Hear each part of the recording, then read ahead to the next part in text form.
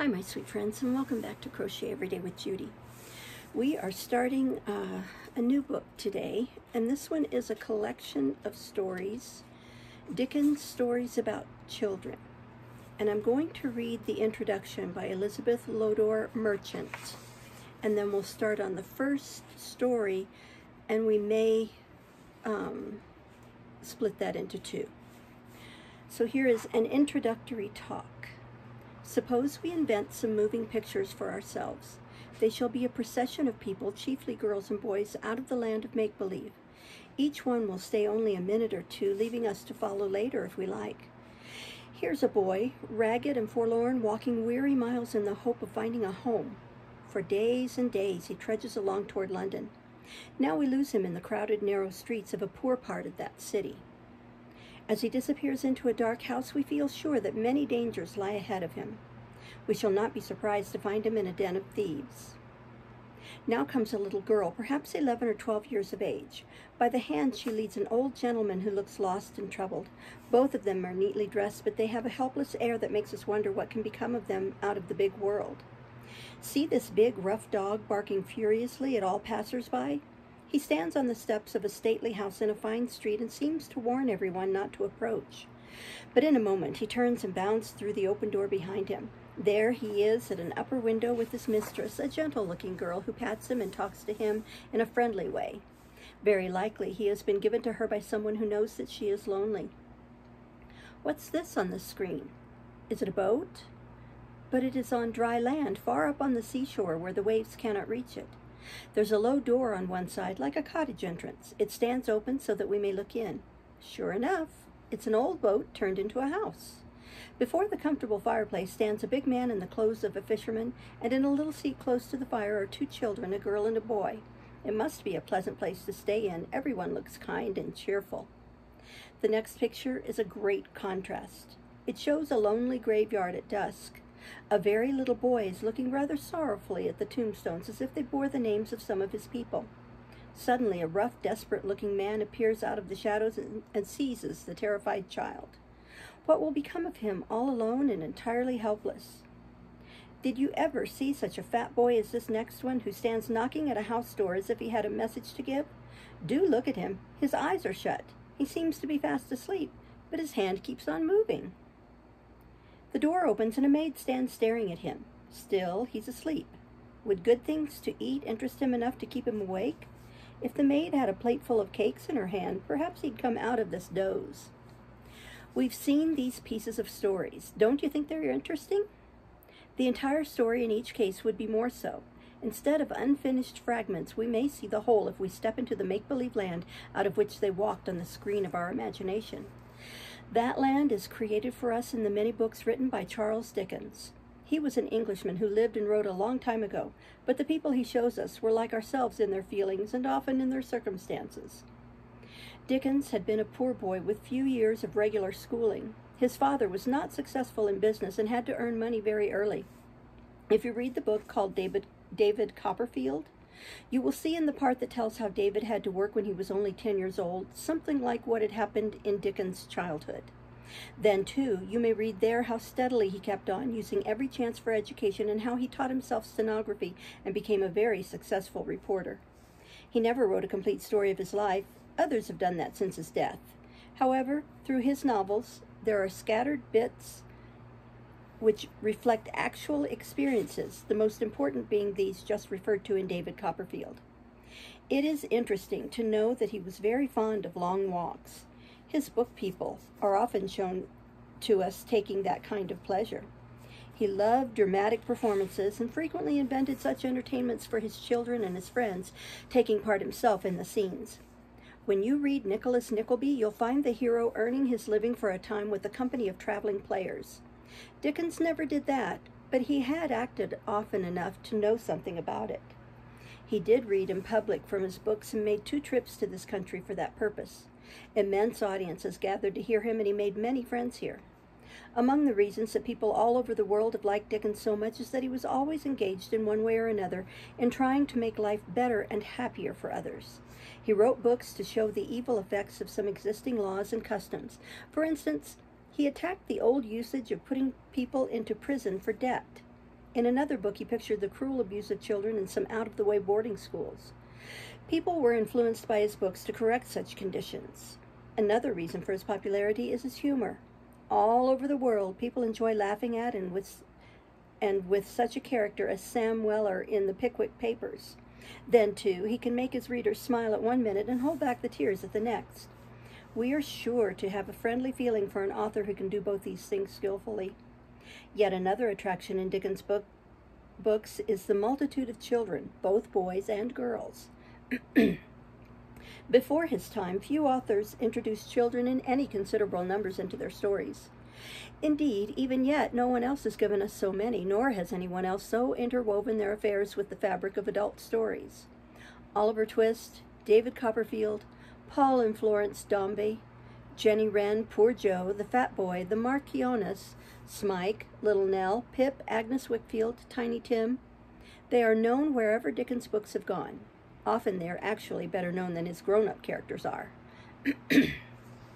You want these boys and girls for your friends. The very best way to have that pleasure is to read the entire books, every one of them. However, they are rather long, and there are many of them.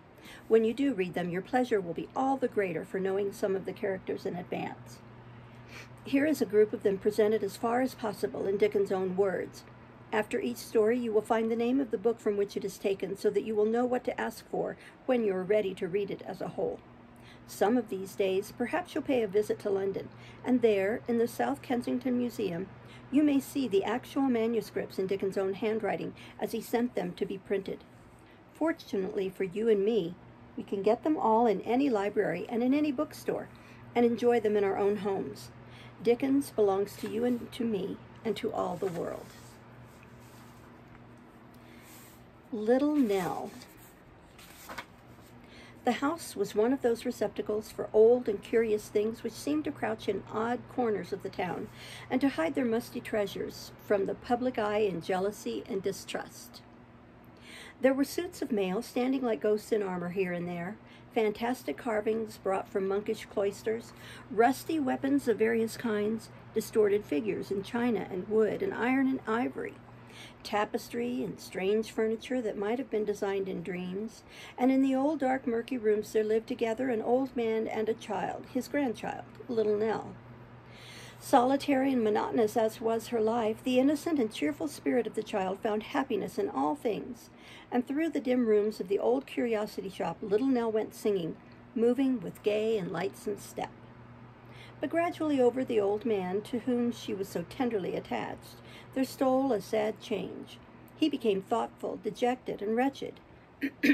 He had no sleep or rest but that which he took by day in his easy-chair, for every night and all night long he was away from home. To the child it seemed that her grandfather's love for her increased, even with the hidden grief by which she saw him struck down. And to see him sorrowful, and not to know the cause of his sorrow, to see him growing pale and weak under his agony of mind, so weighed upon her gentle spirit that at times she felt as if her heart must break. At last the time came when the old man's feeble frame could bear up no longer against his hidden care. A raging fever seized him, and as he lay delirious or insensible through many weeks, Nell learned that the house which sheltered them was theirs no longer, that in the future they would be very poor, that they would scarcely have bread to eat. At length the old man began to mend, but his mind was weakened. He would sit for hours together with Nell's small hand in his, playing with the fingers and sometimes stopping to smooth her hair or kiss her brow. And when he saw that tears were glistening in her eyes, he would look amazed. As the time drew near when they must leave the house, he made no reference to the necessity of finding other shelter. He had an indistinct idea that the child was desolate and in need of help, though he seemed unable to contemplate their real position more distinctly. But a change came upon him one evening as he and Nell sat silently together. "Let us speak softly, Nell," he said. "Hush, for if they knew our purpose, they would say that I was mad and take thee from me. We will not stop here another day. We will travel afoot through the fields and woods and trust ourselves to God in the places where he dwells. Tomorrow morning, dear, we'll turn our faces from this scene of sorrow and be as free and happy as the birds." The child's heart beat high with hope and confidence. She had no thought of hunger or cold or thirst or suffering. To her, it seemed that they might beg their way from door to door in happiness as long as they were together. When the day began to glimmer, they stole out of the house and, passing into the street, stood still. "Which way?" asked the child. The old man looked irresolutely and helplessly at her and shook his head. It was plain that she was thenceforth his guide and leader. The child felt it, but had no doubts or misgivings, and putting her hand in his, led him gently away. Forth from the city, while it yet slumbered, went the two poor adventurers, wandering they knew not whither. They passed through the long, deserted streets in the glad light of early morning until these streets dwindled away and the open country was about them. They walked all day and slept that night at a small cottage where beds were let to travelers. The sun was setting on the second day of their journey, and they were jaded and worn out with walking. When following a path which led through a churchyard to the town where they were to spend the night, they fell in with two traveling showmen, exhibitors of a Punch and Judy show. They raised their eyes when the old man and his young companion were close upon them. One of them, the actual exhibitor, no doubt, was a little merry-faced man with a twinkling eye and a red nose who seemed to have unconsciously imbibed something of his hero's character. The other, that was he who took the money, had rather a careful and cautious look, which was perhaps inseparable from his occupation also. The merry man was the first to greet the strangers with a nod, and following the old man's eyes, he observed that perhaps that was the first time he had seen a Punch off the stage. Punch, it may be remarked, seemed to be pointing with the tip of his cap to a most flourishing epitaph, and to be chuckling over it with all his heart. "Why do you come here to do this?" said the old man, sitting down beside them, and looking at the figures with extreme delight. "Why, you see," rejoined the little man, "we're putting up for tonight at the public house yonder, and it wouldn't do to let 'em see the present company undergoing repair." "No," cried the old man, making signs to Nell to listen. "Why not, eh? Why not?" "Because it would destroy all the delusion and take away all the interest, wouldn't it?" replied the man. "Would you care a halfpenny for the Lord Chancellor if you'd known him in private and without his wig? Certainly not." "Good," said the old man, venturing to touch one of the puppets and drawing away his hand with a shrill laugh. "Are you going to show him tonight, are you?" "That is the intention, Governor," replied the other, "and unless I'm much mistaken, Tommy Codlin is calculating at this minute what we've lost through your coming upon us. Cheer up, Tommy, it can't be much." The little man accompanied these latter words with a wink, expressive of the estimate he had formed of the traveler's pocketbook. To this, Mr. Codlin, who had a surly, grumbling manner, replied as he twitched Punch off the tombstone and flung him into the box. "I don't care if we haven't lost a farden, but you're too free. If you stood in front of the curtain and see the public's faces as I do, you'd know human nature better." Turning over the figures in the box as one who knew and despised them, Mr. Codlin drew one forth and held it up for the inspection of his friend. "Look here. Here's all this Judy's clothes falling to pieces again. You haven't got a needle and thread, I suppose?" The little man shook his head and scratched it ruefully as he contemplated this severe indisposition of a principal performer. Seeing that they were at a loss, the child said timidly, "I have a needle, sir, in my basket, and thread, too. Will you let me try to mend it for you? I think I could do it neater than you could." Even Mr. Codlin had nothing to urge against a proposal so seasonable. Nell, kneeling down beside the box, was soon busily engaged in her task and accomplishing it to a miracle. While she was thus engaged, the merry little man, Short by name, looked at her with an interest which did not appear to be diminished when he glanced at her helpless companion. When she had finished her work, he thanked her and inquired whither they were traveling. No farther tonight, I think," said the child, looking toward her grandfather. "If you're wanting a place to stop at," the man remarked, "I should advise you to take up at the same house with us. That's it, the long, low white house there. It's very cheap." When they had been refreshed, the whole house hurried away to an empty stable where the show stood, and where by the light of a few flaring candles stuck around a hoop which hung by a line from the ceiling, it was to be forthwith exhibited. And now Mr. Thomas Codlin took his station on one side of the check drapery which concealed the mover of the figures, and putting his hands in his pockets, prepared to reply to all questions and remarks of Punch, and to make a dismal feint of being his most intimate private friend, of believing in him to the fullest and most unlimited extent, of knowing that he enjoyed day and night a merry and glorious existence in that temple, and that he was at all times and under every circumstance the same intelligent and joyful person that the spectators then beheld him. The whole performance was applauded to the echo, and voluntary contributions were showered in with a liberality which testified yet more strongly to the general delight. Among the laughter, none was more loud and frequent than the old man's. Nell's was unheard, for she, poor child, with her head drooping on his shoulder, had fallen asleep, and slept too soundly to be roused by any of his efforts to awaken her to a participation in his glee. The supper was very good, but she was too tired to eat, and yet would not leave the old man until she had kissed him in his bed. He, happily insensible to every care and anxiety, sat listening with a vacant smile and admiring face to all that his new friend said, and it was not until they retired yawning to their room that he followed the child upstairs. She had a little money, but it was very little, and when that was gone they must begin to beg. There was one piece of gold among it, and an emergency might come when its worth to them would be increased 100-fold. It would be best to hide this coin and never produce it unless their case was absolutely desperate, and no other resource was left them. Her resolution taken, she sewed the piece of gold into her dress, and going to bed with a lighter heart, sank into a deep slumber. On the following morning, the little man addressed himself to Nell, saying, "And where are you going today?" "Indeed, I hardly know. We have not determined yet," replied the child. "We're going on to the races," said the little man. "If that's your way and you like to have us for company, let us travel together. If you prefer going alone, only say the word and you'll find that we shan't trouble you." "We'll go with you," said the old man. "Nell, with them, with them." The child considered for a moment, and reflecting that she must shortly beg, and could scarcely hope to do so at a better place than where crowds of rich ladies and gentlemen were assembled together for purposes of enjoyment and festivity, determined to accompany these men so far. She therefore thanked the little man for his offer, and said, glancing timidly toward his friend, that they would go along as far as the race town. They made 2 long days' journey with their new companions, passing through villages and towns, and meeting increasing crowds of people who were also going to the races. And now they had come to the time when they must beg their bread. Soon after sunrise, the morning after they reached the town, she stole out, and rambling into some fields at a short distance, plucked a few wild roses and such humble flowers, purposing to make them into little nosegays and offer them to the ladies in the carriages when the company arrived. Her thoughts were not idle while she was thus employed. When she returned and was seated beside the old man, tying her flowers together, while the 2 men lay dozing in a corner, she plucked him by the sleeve, and slightly glancing toward them, said in a low voice, "Grandfather, don't look at those I talk of, and don't seem as if I spoke of anything but what I am about. What was that you told me before we left the old house? That if that if they knew what we were going to do, they would say that you were mad and part us?" The old man turned to her with an aspect of wild terror, but she checked him by a look. Bidding him hold some flowers while she tied them up, and so bringing her lips closer to his ear, she said, "I know that was what you told me. You needn't speak, dear.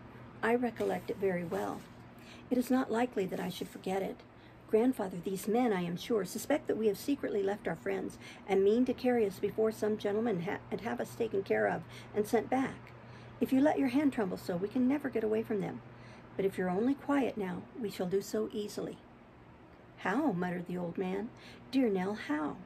"You're trembling again," said the child. "Keep close to me all day. Never mind them. Don't look at them, but at me. I shall find a time when we can steal away. When I do, mind you come with me, and do not stop or speak a word. Hush, that's all." "Hello, what are you up to, my dears?" said Mr. Codlin, raising his head and yawning. "Making some nosegays," the child replied. "I am going to try to sell some of these 3 days of the races. Will you have one, as a present, I mean?" Mr. Codlin would have risen to receive it, but the child hurried toward him and placed it in his hand, and he stuck it in his buttonhole. As the morning wore on, the tents at the race course assumed a gayer and more brilliant appearance, and long lines of carriages came rolling softly on the turf. Black-eyed gypsy girls, hooded in showy handkerchiefs, sallied forth to tell fortunes, and pale, slender women with consumptive faces lingered upon the footsteps of ventriloquists and conjurers, and counted the sixpences with anxious eyes long before they were gained. As many of the children as could be kept within bounds were stowed away, with all the other signs of dirt and poverty among the donkeys, carts, and horses, and as many as could not be thus disposed of ran in and out in all intricate spots, crept between people's legs and carriage wheels, and came forth unharmed from under horses' hoofs. The dancing dogs, the stilts, the little lady and the tall man, and all the other attractions, with organs out of number and bands innumerable, emerged from the holes and corners in which they had passed the night, and flourished boldly in the sun. Along the uncleared course, Short led his party, sounding a brazen trumpet and reveling in the voice of Punch. And at his heels went Thomas Codlin, bearing the show as usual, and keeping his eye on Nell and her grandfather, as they rather lingered in the rear. The child bore upon her arm the little basket with the flowers, and sometimes stopped, with timid and modest looks, to offer them at some gay carriage. Alas, there were many bolder beggars there, gypsies who promised husbands, and others adept in their trade. And although some ladies smiled gently as they shook their heads, and others cried to the gentleman beside them, "See what a pretty face," they let the pretty face pass on and never thought that it looked tired or hungry. There was but one lady who seemed to understand the child, and she was one who sat alone in a handsome carriage. She motioned away a gypsy woman urgent to tell her fortune, saying that it was told already and had been for some years, but called the child toward her and, taking her flowers, put money into her trembling hand and bade her go home and stay at home. Many a time they went up and down those long, long lines, seeing everything but the horses in the race. When the bell rang to clear the course, going back to rest among the carts and donkeys, and not coming out again until the heat was over. Many a time, too, was Punch displayed in the full zenith of his humor, but all this while the eye of Mr. Codlin was on them, and to escape unnoticed was impracticable. At length, late in the day, Mr. Codlin pitched the show in a convenient spot, and the spectators were soon in the very triumph of the scene. If they were ever to get away unseen, that was the very moment. Short was plying the quarter-staves vigorously and knocking the characters in the fury of the combat against the sides of the show. The people were looking on with laughing faces, and Mr. Codlin had relaxed into a grim smile as his roving eye detected hands going into waistcoat pockets. They seized the moment and fled. They made a path through booths and carriages and throngs of people, and never once stopped to look behind. The bell was ringing, and the course was cleared by the time they reached the ropes, but they dashed across it, insensible to the shouts and screeching that assailed them for breaking in upon its sanctity. Creeping under the brow of the hill at a quick pace, they made for the open fields. That night they reached a little village in a woody hollow. The village schoolmaster, a good and gentle man, pitying their weariness and attracted by the child's sweetness and modesty, gave them a lodging for the night, nor would he let them leave until 2 days more had passed. They journeyed on again by pleasant country lanes, and as they passed, watching the birds that perched and twittered in the branches overhead, or listening to the songs that broke the happy silence, their hearts were tranquil and serene. But by and by they came to a long, winding road which lengthened out far into the distance, and although they still kept on, it was at a much slower pace, for they were now very weary. The afternoon had worn away into a beautiful evening when they arrived at a point where the road made a sharp turn and struck across a common. On the border of this common, and close to the hedge which divided it from the cultivated fields, a caravan was drawn up to rest. By reason of its situation, they came so suddenly upon it that they could not have avoided it if they would. We'll stop there, and we'll start next time with the second half of Little Nell. Thank you for listening. Bye-bye.